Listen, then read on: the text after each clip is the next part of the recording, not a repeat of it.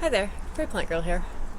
It's that time of year for us northern gardeners. It's the time of year where we need to start cleaning up our flower pots and beds and getting into these tender flowering bulbs into storage for the winter. So today I'm working on these pots here. They had impatiens in them and I've gotten those all dug out, but now I need to deal with the begonia bulbs. These are beautiful begonia. I believe they were called apple blossom. I'll double check, I'm sure there's a tag in here somewhere. Just gorgeous, bloomed over and over and over again.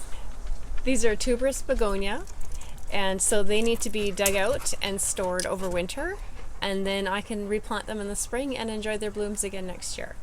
So I'm going to show you how I do that. The supplies you're going to need are pretty basic. You're going to need some gloves so you don't get your hands dirty, a trowel or something to dig your bulbs up with. You might want a pair of snips or shears just to do a little bit of trimming back. We're not going to do too much of that right yet, but I'll get into that later.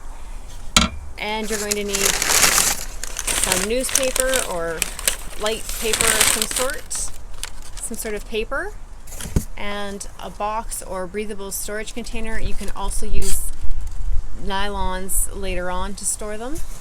And you'll need some vermiculite or peat moss, or I'm going to be using wood shavings, but that's going to come later. So let's get this first part started, and then we'll get back to this. I'll let you know what we need to do later on. So let's get started. Okay, so like I said, the first thing we want to do is just pull the tuber up out of the ground. Actually, the very first thing you want to do is a few weeks before you're expecting frost, you should start to slow down on the watering of your begonia tubers, your begonias. And I also start in August, I stop fertilizing them because I want them to start thinking they're going into dormancy. So I don't want them thinking pushing fresh growth out. So that's the tuber will be in here somewhere. You don't really want to remove a lot of dirt. I just want to make sure I got it because I don't feel like I did, but there's lots of roots coming out there, so I'm going to trust it's there. They're not planted very deep. I'm going to feel around just to see, because I had done a few little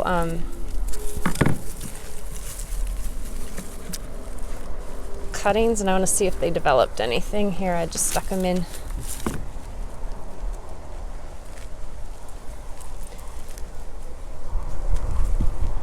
No. Okay. So I've got this one out, and I'm going to go and get the other one over there out. So I'm going to grab that out real quick.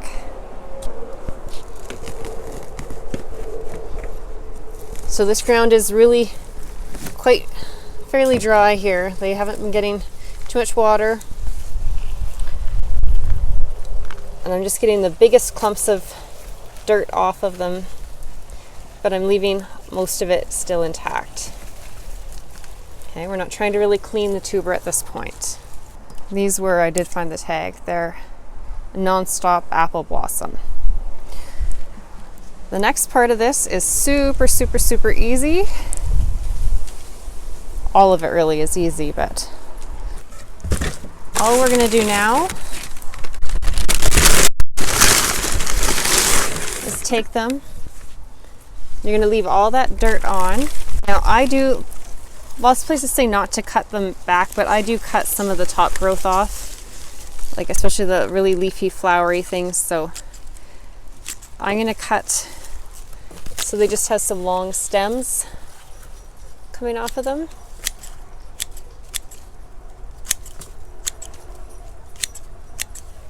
So now they look like that. A lot of books will tell you, or experts will tell you to leave it until the foliage has blackened down a little bit from your first hard frost. I find where I'm growing my begonias, they're not going to blacken down because they're protected enough. So these have had several frosts. They just don't look like it because they're up against the house. They've been in very cold nights. They're ready to be stored. So I'm just going to set one down in the bottom. I'm going to put some paper over top of it. And I'm going to do the exact same thing with the next one.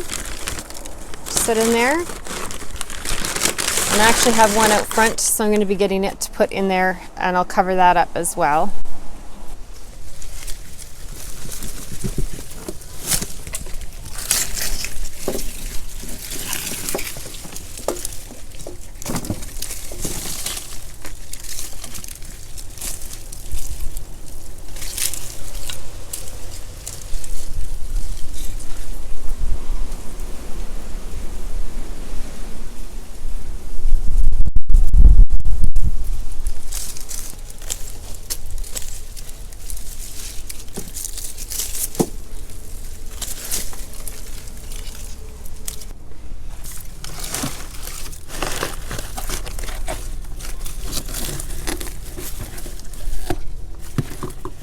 So now that the tubers are in the box here, that's all I'm going to do for a few weeks.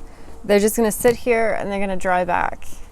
Once they've dried back, the stems will shrivel up and they'll dry right up there. The dirt will start to fall away from the tuber, and at that point, after a few weeks of that to a month, you just kind of shake off any excess soil. The stems should pop off easily on their own, and when they've hit that point, I am going to take them and put them so that they each have their own space in the box, and I'm going to pack some peat moss or wood shavings or vermiculite around them, making sure that they all have their own space in the box. That way, if one of them does happen to mold, then it won't be infecting the rest immediately, and hopefully I will get in there, have a little peek at them once a month, and I'll notice if anything starts to go wrong with any of them, and I can pop the one that's gone bad out. Usually I have very good luck with them, and they don't have anything wrong with them, but it's good to have a little peek. You want to store your bulbs in a cool but not freezing location, about 5 to 10 Celsius. I think that's like, what is it, 40 to 50 Fahrenheit, something like that, is about the temperature you want for storing your summer flowering bulbs, your tender bulbs, and a dark place. So that's part of the point of the paper, is just to keep them dark. Usually I'll go and check around mid-March to mid-April and pull them out, and sometimes you'll already see some sprouts happening on the tubers, just small little sprouts around the top. Sometimes you won't see anything. That's about the time though when I want to take them out and get them started. You can just set them out and wait for sprouts to happen, or you can just set them with the concave side pointing up in just a little bit of potting soil, and you don't even need to really water them at that point. You're just giving them something to basically hold them in, and just wait for them to sprout, and then you can start to plant them up better. But we can get into that more in the spring. These are going to get just covered up, put somewhere cool for a few weeks to a month, and when I remember again, I'll pull them out, shake off the excess dirt. Hopefully the stems are dried up and falling away by then, and pack them in some wood shavings and put them away somewhere back in the nice cool spot. And that's really all there is to saving these, so that you can have these beautiful blooms again in the next spring. So I hope you found this helpful. If you did, let me know in the comments down below if you like to store tubers, or if this has inspired you to maybe give it a try, and we'll get a conversation going. Thanks for watching. Bye. And prepare them.